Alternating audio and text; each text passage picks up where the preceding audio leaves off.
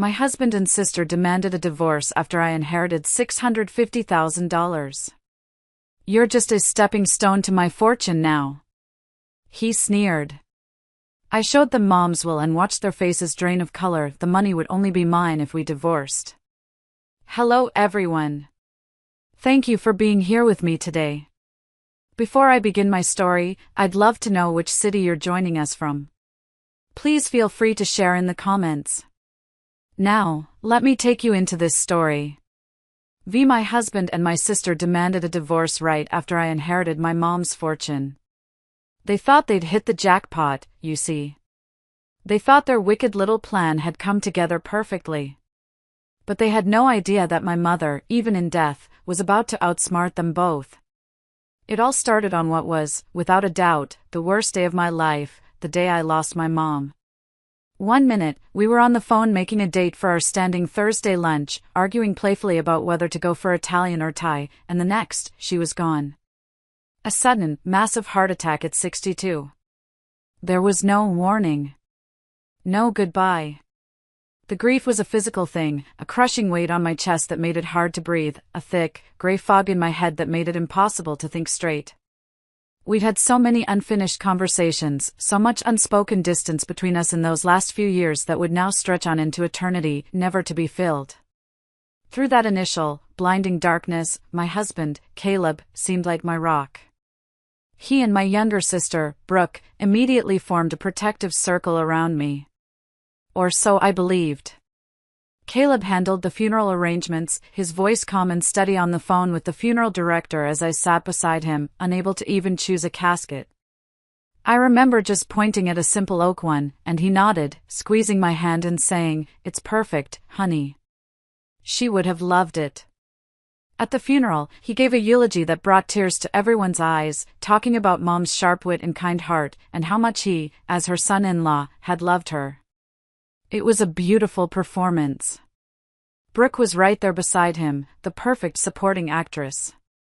She was a constant presence in my house, making endless pots of coffee, organizing the reception after the service, hugging me whenever a fresh wave of grief would hit, which was often.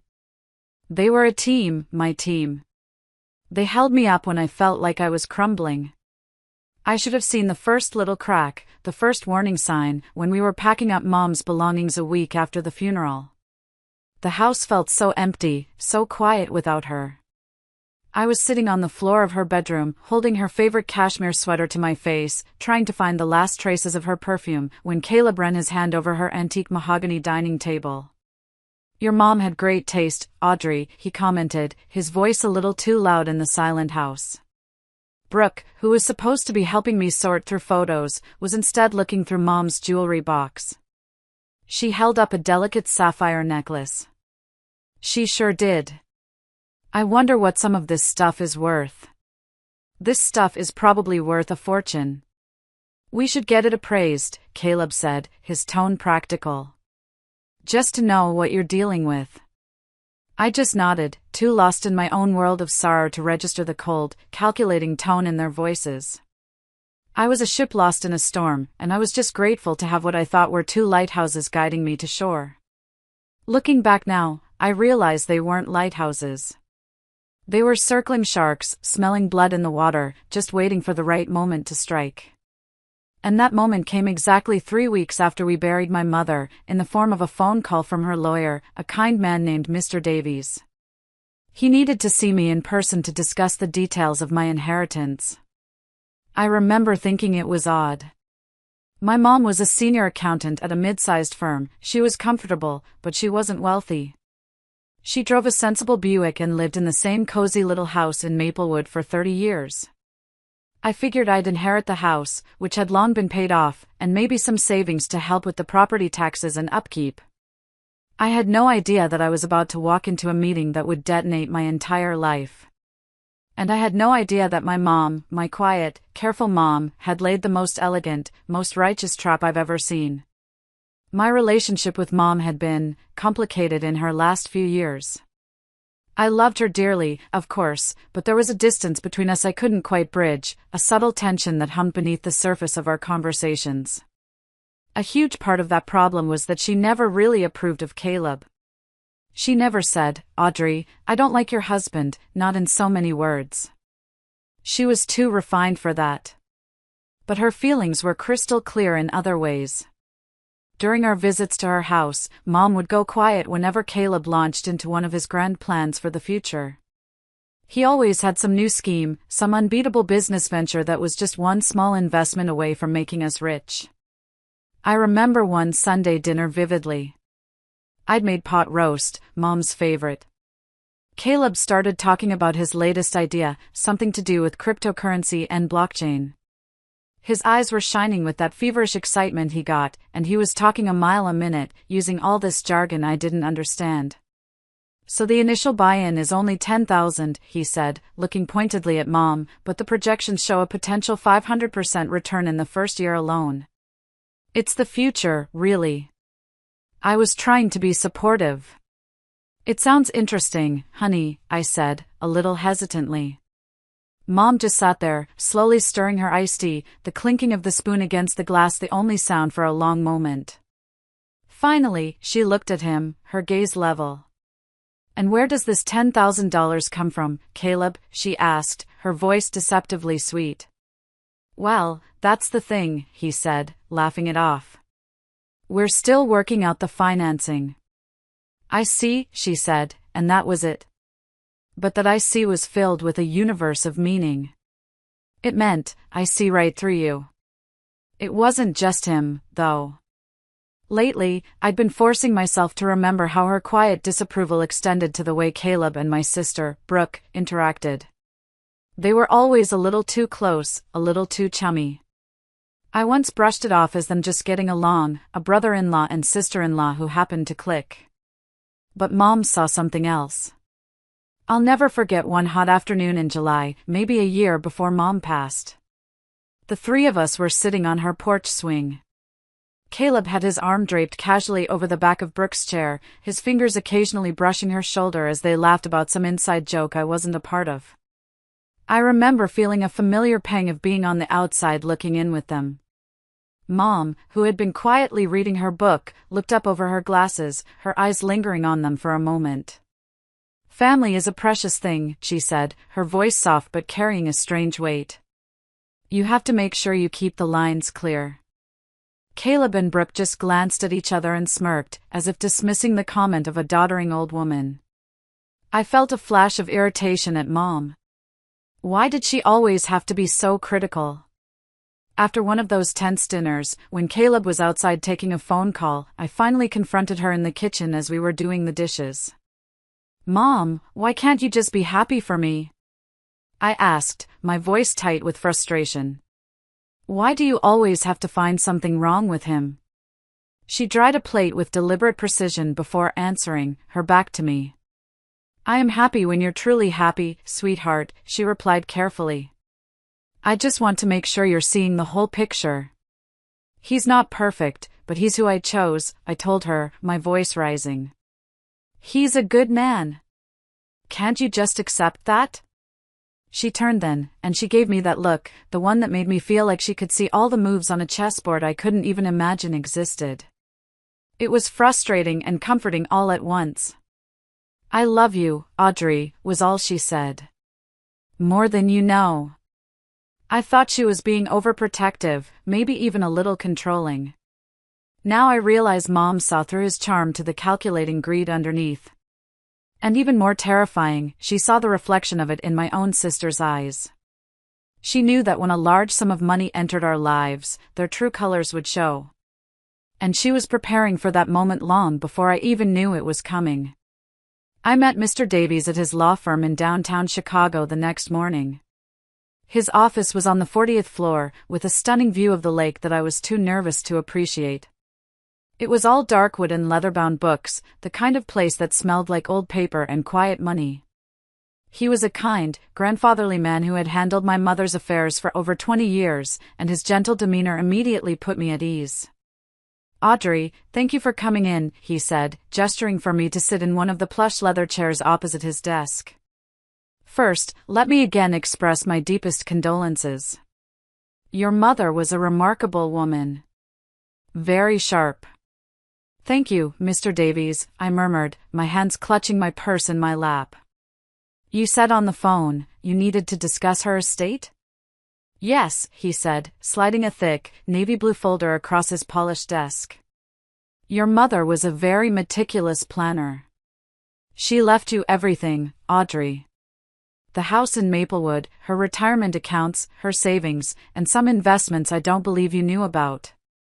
He turned the folder around so I could see the final summary page. A single sheet of paper with a column of numbers. I stared at them, certain there had to be a mistake. A typo. My eyes scanned the total at the bottom of the page, then scanned it again, tracing the number with my finger as if to make sure it was real. It couldn't be right. The total inheritance was over $650,000. This can't be right, I whispered, looking up at him, my heart starting to pound. Mom was an accountant. She was comfortable, but she wasn't wealthy. She drove a 10-year-old Buick. Your mother was very private about her finances, Mr. Davies explained with a small, fond smile. And she was an incredibly savvy woman. She started investing small amounts back in the 80s. She made smart, conservative choices that paid off over time. She also inherited some money from your grandmother that she never touched. She put it in a trust fund that she never told anyone about. She told me, and I quote, "This is for Audrey's future. To make sure she'll always be taken care of, no matter what." The drive home was a blur. I remember gripping the steering wheel, the city streets passing by without me really seeing them. The folder of documents sat on my passenger seat like a ticking time bomb. How was I supposed to process this? 3 weeks ago, my world had ended. Now, I was trying to wrap my head around being financially set for life. It felt like a betrayal of my grief, somehow. I walked into our small apartment, and Caleb and Brooke were in the kitchen, drinking coffee. They'd been spending a lot of time together at our place, supposedly to keep me company. They both looked up as I entered, their expressions nakedly expectant. So? How did it go with the lawyer? Caleb asked, a little too eagerly. I sat down at the table, placing the folder between us. I was still in shock, reeling from the news, and I just needed to share this unbelievable thing with the two people I trusted most in the world. You're not going to believe this, I said, my voice barely a whisper. I opened the folder and showed them the summary page. For a moment, there was just silence. Caleb's eyes went wide. Brooke leaned over his shoulder, her jaw practically on the floor. Then, Caleb let out a low whistle. Wow, Audrey, he said, pulling me into a hug that felt different from his usual ones. It was tighter, more possessive. Your mom always knew how strong you were. She wanted to make sure you'd be taken care of. You deserve this, babe. Brooke joined the hug, squeezing me tight. This is amazing, AUD. Oh my gosh, I'm so happy for you. We have to celebrate. Let's go out tonight, somewhere really nice. Their reaction felt genuine, and a wave of pure relief washed over me. I'd been worried about how such a large sum of money might change things. But their joy seemed so real, so pure. That relief, however, was painfully short-lived. That very night, at a fancy restaurant Caleb insisted on, the celebration quickly stopped being about me. It became about us. It became about all the things we were going to do with my money. And their happiness for me morphed into a terrifying entitlement. The celebration wasn't for me, it was for the jackpot they thought they had just hit. The shift was so fast it gave me whiplash. The supportive, caring husband and the loving, concerned sister disappeared, replaced by two people who looked at me like I was a winning lottery ticket they were impatient to cash in. It began right there at the restaurant. Over a $200 bottle of champagne that Caleb ordered without even looking at the price, the suggestions started. You know what we should do first, he said, his eyes gleaming in the candlelight. Trade in your old Toyota for something newer. You deserve to drive something nice, Audrey. My Camry runs fine, Caleb, I said, swirling the champagne in my glass. I don't need a new car.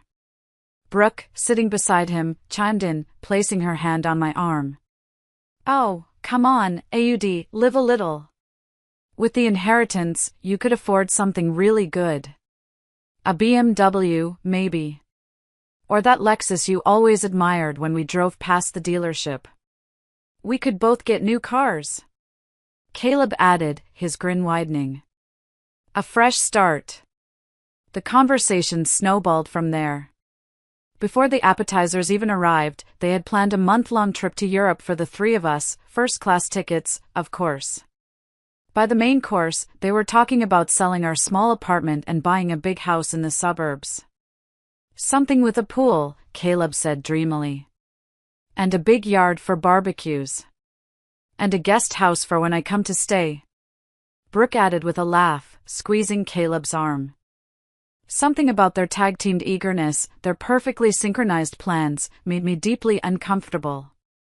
But I was still in a fog of grief and shock, so I pushed the feeling aside. Maybe they were just excited. Maybe they really were just trying to help me find some happiness after so much pain. But it didn't stop. In the days that followed, it was a relentless barrage. Caleb would leave travel brochures for the Hamptons on the coffee table. Brooke would text me links to multi-million-dollar real estate listings.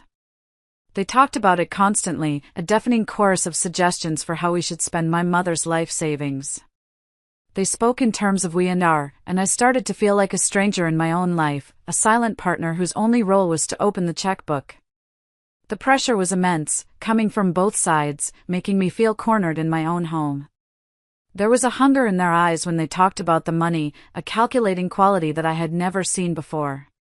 The loving support they'd shown me after Mom's death now felt like a strategic investment, and they were ready to see their returns.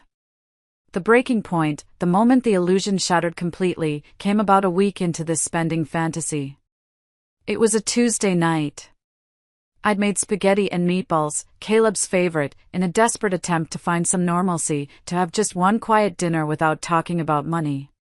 It was a foolish hope. He and Brooke were huddled over his phone at the table, scrolling through real estate listings again. Oh, look at this one, Caleb, Brooke said, pointing at the screen. It has a home theater. We should think about moving, Audrey, Caleb said, not even looking up at me. You've always complained about our tiny kitchen. Let's find a house that actually makes you happy. Something with a big yard, Brooke added dutifully. And a wine cellar. They both laughed. I didn't. I put down my fork, the sound clattering loudly in the suddenly quiet room. Something inside me finally snapped. Guys, I need you to stop, I said, my voice firmer than I intended. I need time to think about all this. It's a lot of money, and I want to be smart about it. This is what my mother worked her entire life for. I'm not going to just blow it. Caleb finally looked up from his phone, his fork pausing midway to his mouth. Smart about it? He asked, a hint of annoyance coloring his voice. Audrey, we're talking about our future here. Brooke jumped in, her tone laced with that infuriating, faux concern. Audrey, honey, this is your chance to finally live the life you've always wanted. Why are you being so hesitant? Your mom would want you to be happy. You're being so selfish. Hearing her use my mother's memory to manipulate me was a knife to the gut. That was the word that did it. Selfish. Selfish? I repeated, my voice dangerously low. Because it's not our money, I said, my gaze fixed on Caleb. It's mine. My mother left it to me. The words came out harsher than I intended, but they were true. And the look on their faces told me everything I needed to know. The friendly masks didn't just drop, they disintegrated. Caleb's expression shifted from confusion to a dark, cold anger.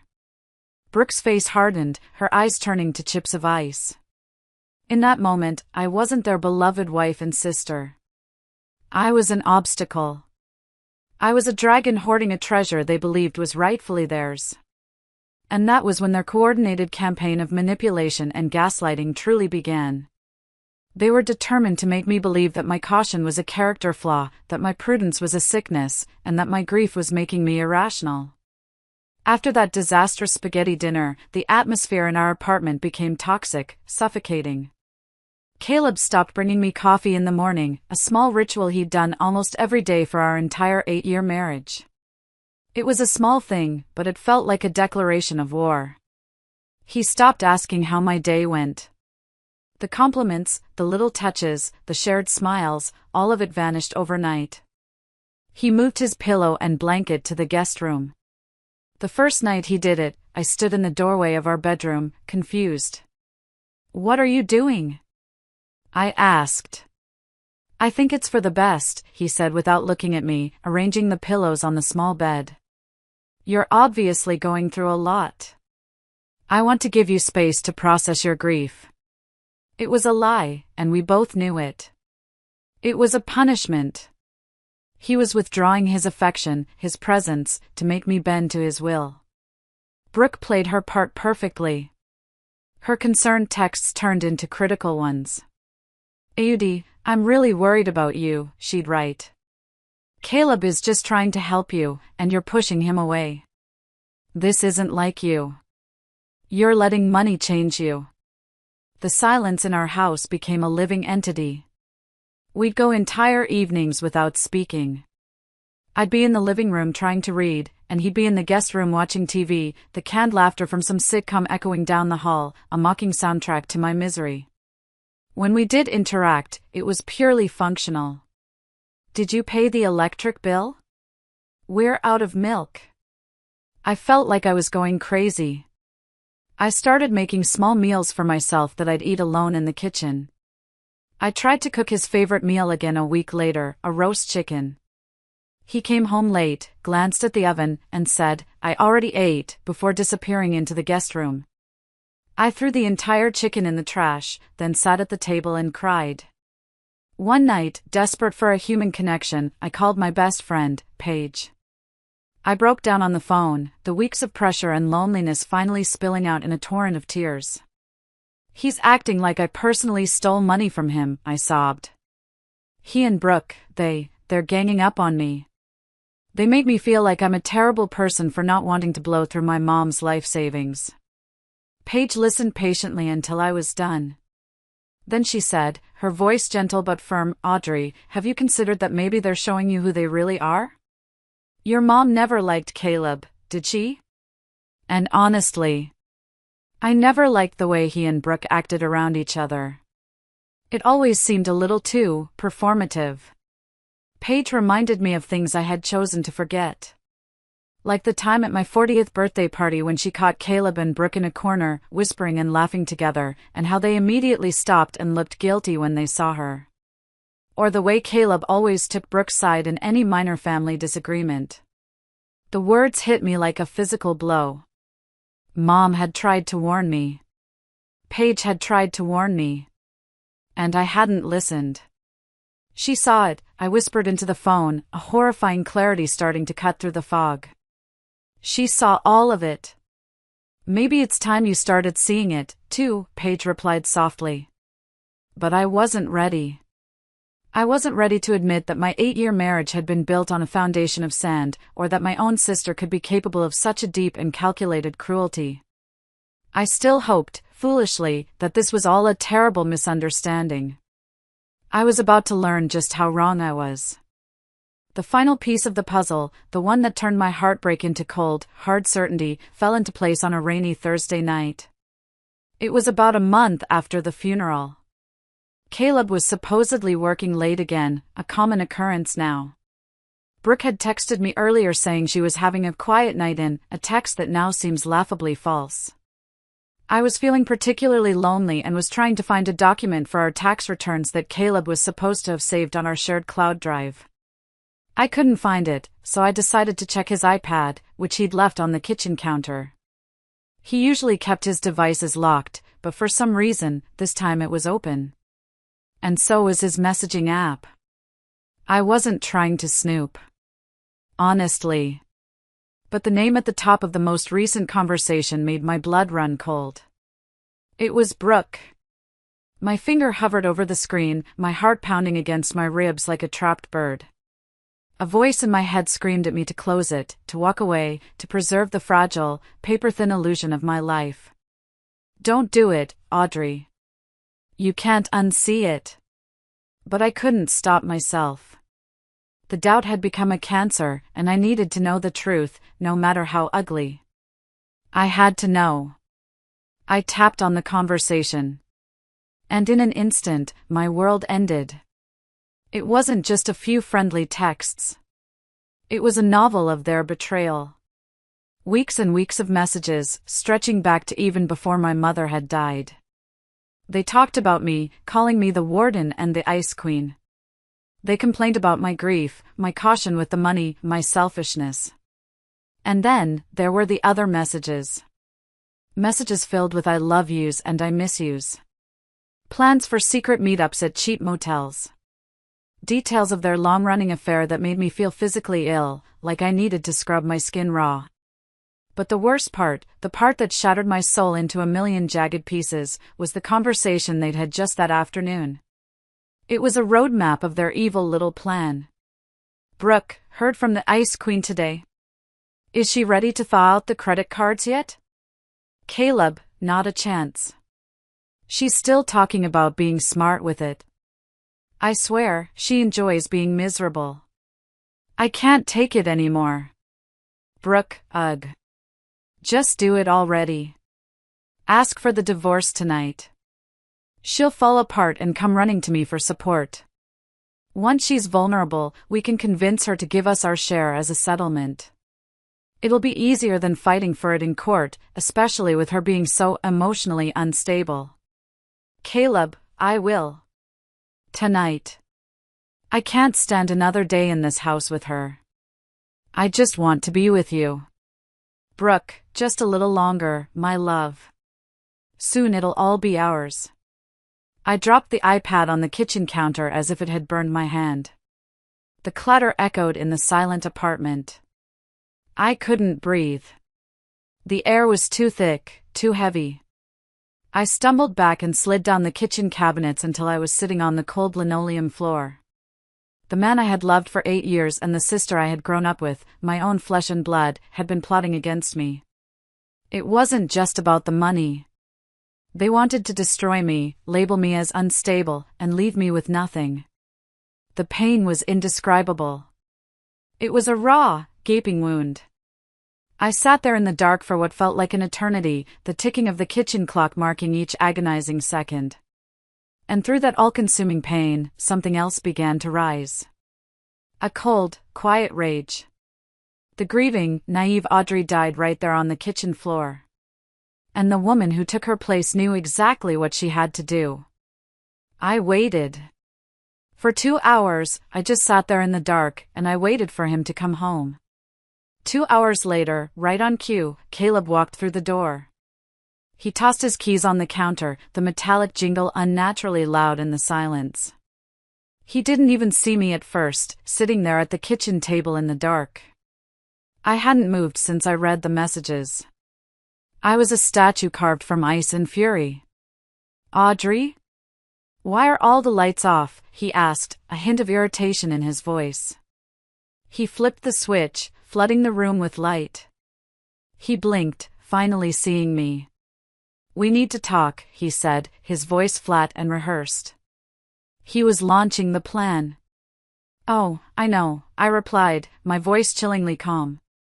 It seemed to surprise him. He'd expected tears, hysterics.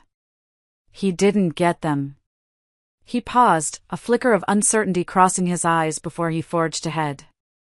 He took a deep breath, puffing out his chest like he was about to perform a difficult but necessary task. This isn't working anymore, Audrey. We want different things. You've changed since your mother died. I almost laughed, but the sound that came out was bitter and sharp, like breaking glass. I've changed? That's what you're going with? It's true, he snapped, his face flushing red, falling right back into his script. I was trying to help us build a better life together, a life your mother would have wanted for you, but you're too selfish to share anything. You're hoarding that money like some kind of dragon.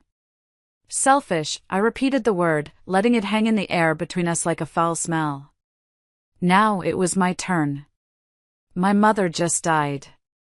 My mother, who you pretended to care about while you were sleeping with her other daughter. She worked her entire life, saving every penny, and you two wanted to blow it on cars and vacations.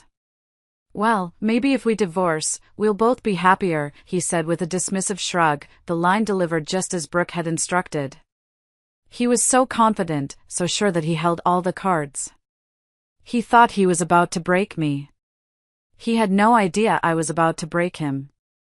In that moment, the final piece of my mother's genius clicked into place. The folder from Mr. Davies's office.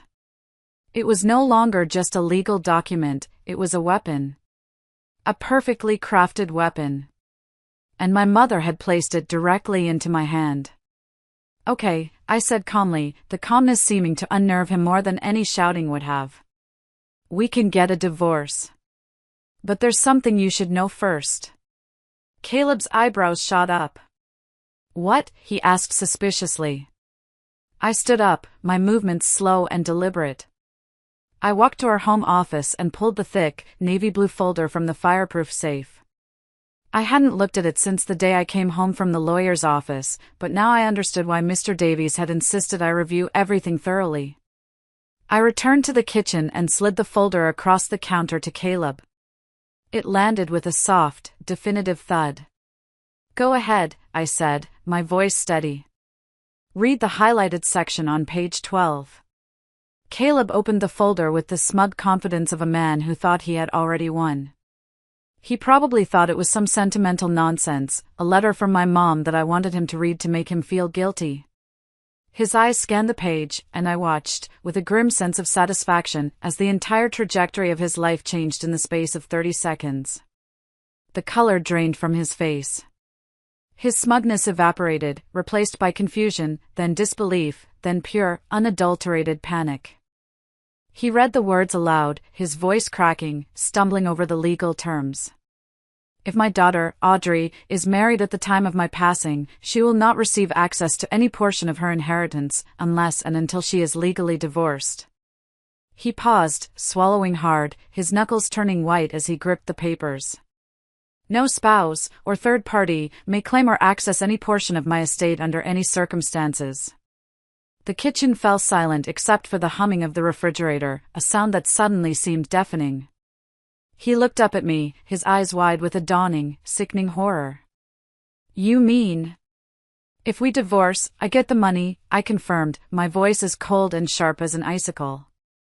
Every single penny.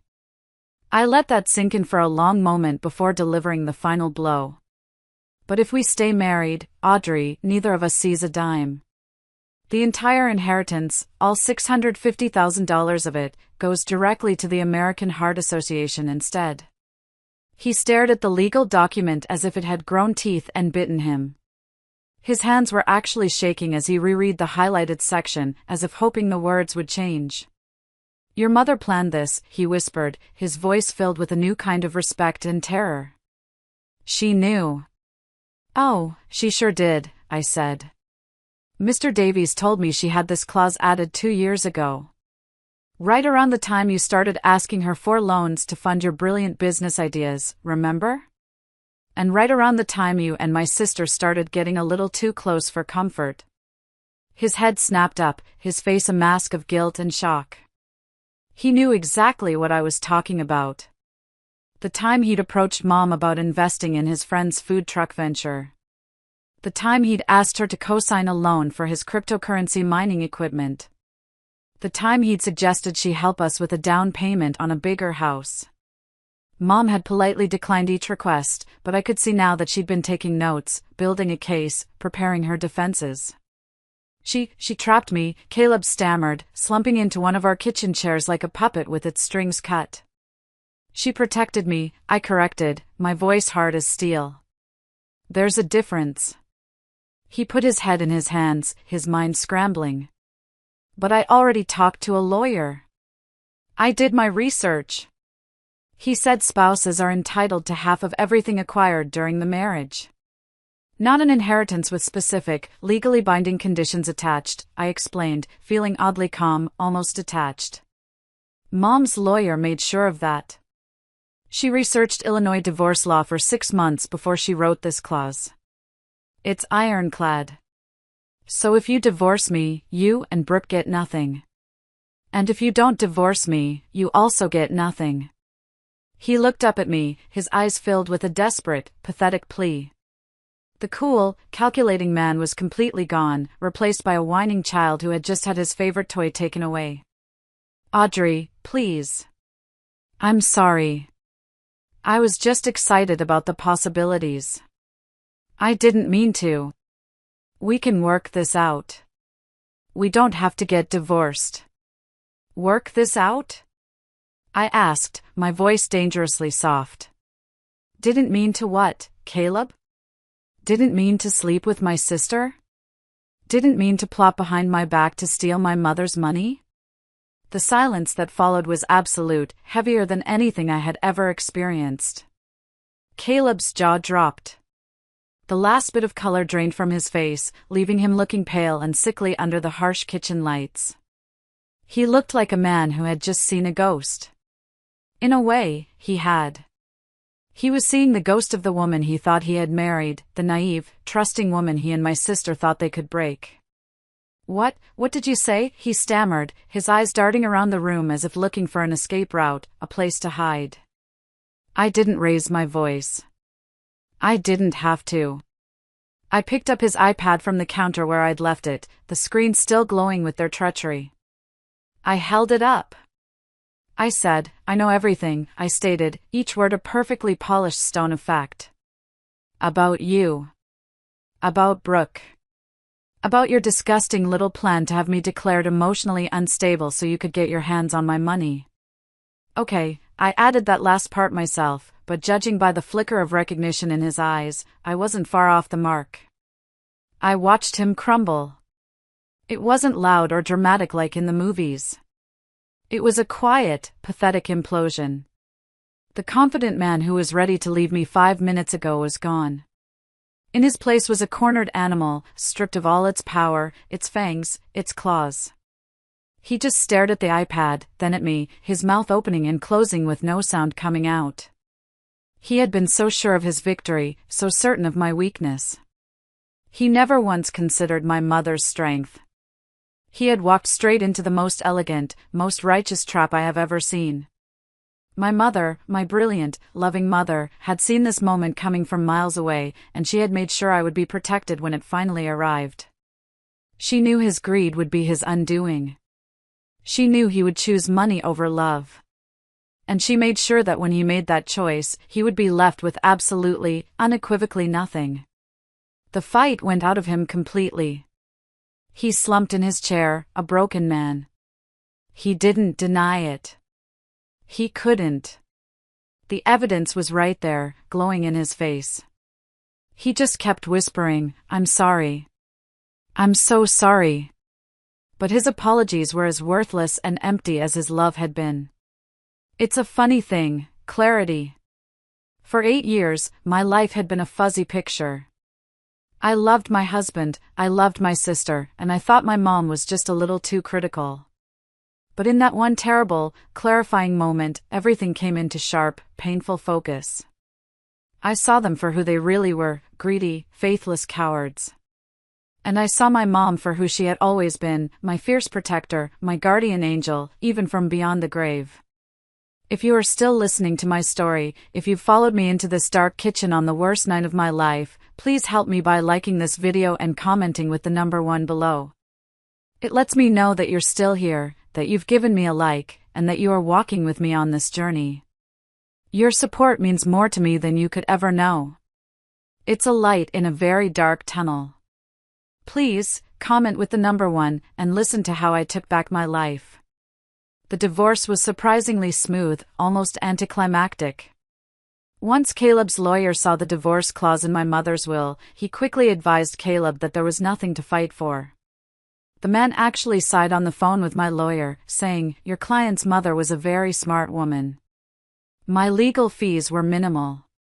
There were no loopholes, no technicalities.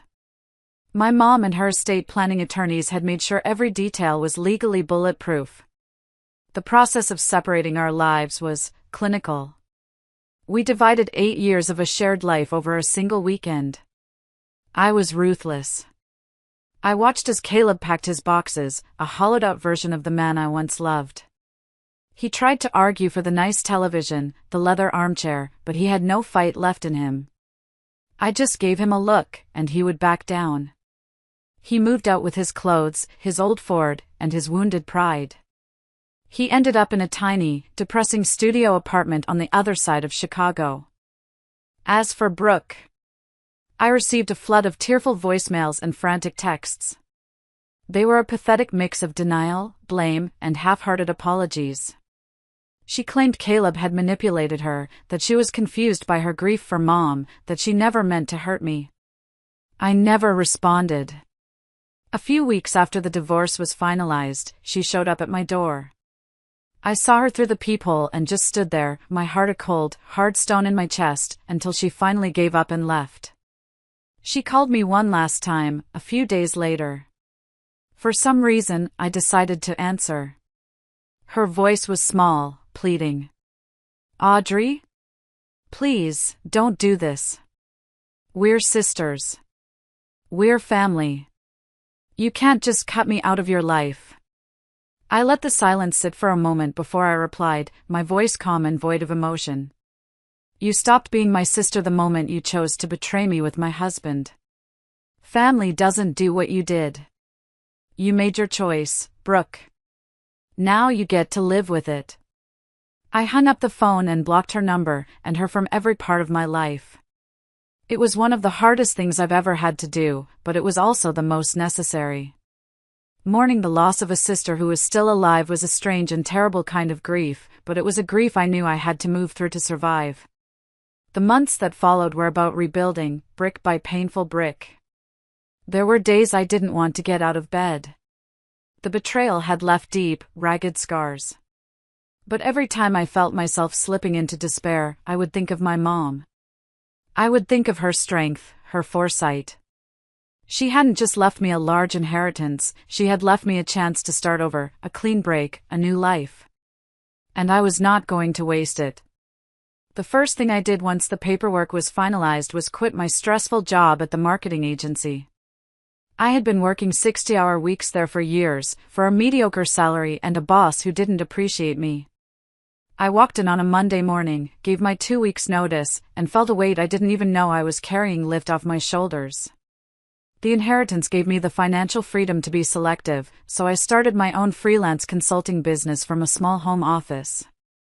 I chose my own clients, set my own schedule, and for the first time in a long time, I felt in control of my own life. I sold the old apartment that held so many bad memories and bought a charming craftsman house in Evanston, just 20 minutes from where Mom used to live. It has a big, sunny kitchen with granite countertops, a cozy reading nook by the front window, and a beautiful garden where I've started growing the same heirloom tomatoes Mom always loved. It's quiet, it's peaceful, and every corner of it is mine. Last spring, I took that solo trip to Italy I'd dreamed about since college, the one Caleb had always said we couldn't afford. For 2 glorious weeks, I wandered through Tuscany by myself. I ate incredible food, drank wonderful wine, and visited all the art museums Mom had always wanted to see. Standing in front of Botticelli's Primavera in Florence, I cried. Not from sadness, but from a profound sense of gratitude. Every sunset over the rolling hills felt like a gift she had personally given me. But the most important thing I did was frame the last photo I'd taken with Mom. It was from her 62nd birthday, just a few months before she passed. In the picture, she's smiling, that knowing, intelligent smile, the one that used to frustrate me so much. Now, I finally understand what she was seeing. That picture sits on my mantle now, right next to a copy of her will. It's a daily reminder of her unconditional love and her fierce wisdom. I am building the life Mom always hoped I'd have. I'm dating again, carefully, thoughtfully, with the wisdom she tried to give me all those years ago. I volunteer at the local animal shelter on weekends, and last month I adopted a scruffy little terrier named Gus. I host a book club in my living room, just like Mom used to do, and I always make sure to have homemade brownies ready for the ladies. Sometimes, when I'm sitting in my garden in the early morning with Gus at my feet and a hot cup of coffee in my hands, I talk to her out loud. "Thanks, Mom," I'll say to the bright blue sky. "You saved me in more ways than one." And in the quiet rustle of the leaves in the breeze, I can almost hear her laughing. Pleased that her final chess move worked exactly as she'd planned. She knew. She always knew. And she made sure that when the storm came, I would have everything I needed to find my way back to the sun. Thank you all for letting me share my story with you. Be well.